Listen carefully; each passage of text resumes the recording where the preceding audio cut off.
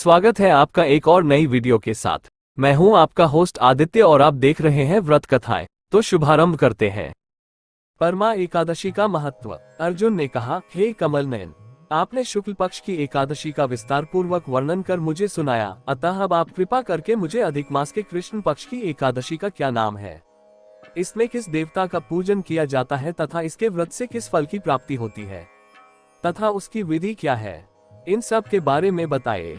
श्री कृष्ण भगवान बोले, हे अर्जुन, अधिक मास के कृष्ण पक्ष में जो एकादशी आती है वह परमा एकादशी कहलाती है। इसके व्रत से सभी पाप नष्ट हो जाते हैं तथा मनुष्य को इस लोक में सुख तथा परलोक में सद्गति प्राप्त होती है। इसका व्रत को विधानानुसार करना चाहिए और भगवान विष्णु का धूप, दीप, नैवेद्य, पुष्प आदि से पूजन करना चाहिए।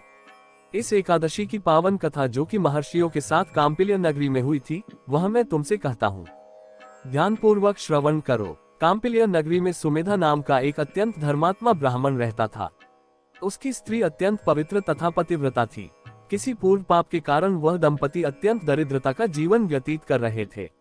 ब्राह्मण को भिक्षा मांगने पर भी भिक्षा नहीं मिलती थी।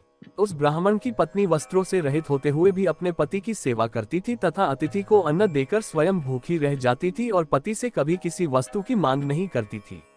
दोनों पति पत्नी घोर निर्धनता का जीवन व्यतीत कर रहे थे।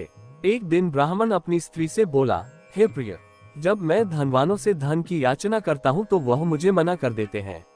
गृहस्थी धन के बिना नहीं चलती, इसलिए यदि तुम्हारी सहमति हो तो मैं परदेश जाकर कुछ काम करूं, क्योंकि विद्वानों ने कर्म की प्रशंसा की है।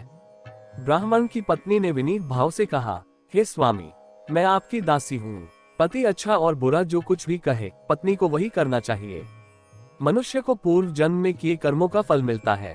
सुमेरु पर्वत पर रहते हुए भी मनुष्य को बिना भाग्य के स्वर्ण नहीं मिलता।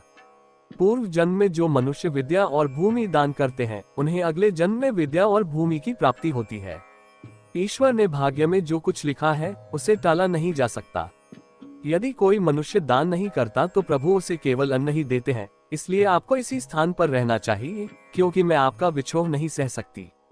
पति बिना स्त्री की माता, पिता, भाई, श्वशुर तथा संबंधी आदि सभी निंदा करते हैं। इसलिए हे स्वामी, कृपा कर आप कहीं न जाएं, जो भाग्य में होगा वह यही प्राप्त हो जाएगा।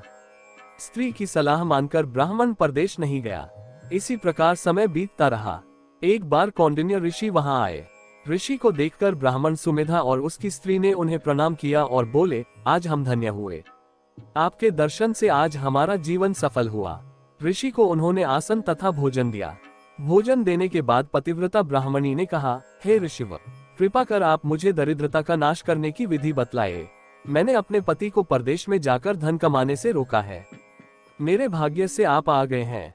मुझे पूर्ण विश्वास है कि अब मेरी दरिद्रता शीघ्र ही नष्ट हो जाएगी, अतः आप हमारी दरिद्रता नष्ट करने के लिए कोई उपाय बताएं।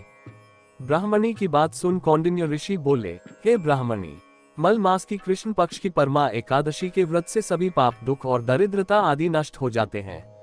जो मनुष्य इस व्रत को करता है वह धनवान हो जाता है। इस व्रत में नृत्य, गायन आदि सहित रात्रि जागरण करना चाहिए। यह एकादशी धन वैभव देती है तथा पापों का नाश कर उत्तम गति भी प्रदान करने वाली होती है। धनाधिपति कुबेर ने भी इस एकादशी व्रत का पालन किया था, जिससे प्रसन्न होकर भगवान भोलेनाथ ने उन्हें धनाध्यक्ष का पद प्रदान किया। इसी व्रत के प्रभाव से सत्यवादी राजा हरिश्चंद्र को पुत्र, स्त्री और राज्य की प्राप्ति हुई थी। तदुपरांत कौंडिन्य ऋषि ने उन्हें एकादशी के व्रत का समस्त विधान कह सुनाया।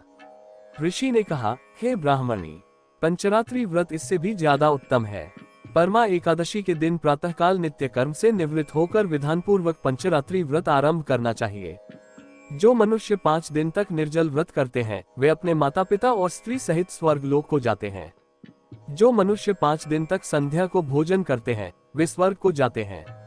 जो मनुष्य स्नान करके 5 दिन तक ब्राह्मणों को भोजन कराते हैं वे समस्त संसार को भोजन कराने का फल पाते हैं।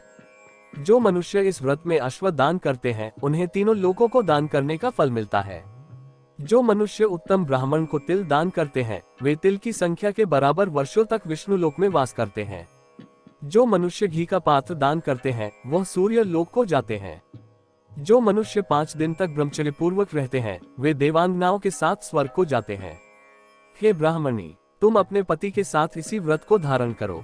इससे तुम्हें अवश्य ही सिद्धि और अंत में स्वर्ग की प्राप्ति होगी।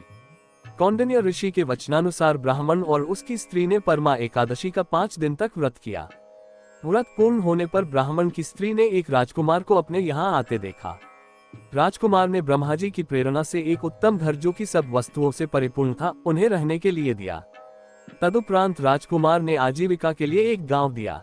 इस प्रकार ब्राह्मण और उसकी स्त्री की गरीबी दूर हो गई और पृथ्वी पर काफी वर्षों तक सुख भोगने के पश्चात वे पति पत्नी श्री विष्णु के उत्तम लोक को प्रस्थान कर गए।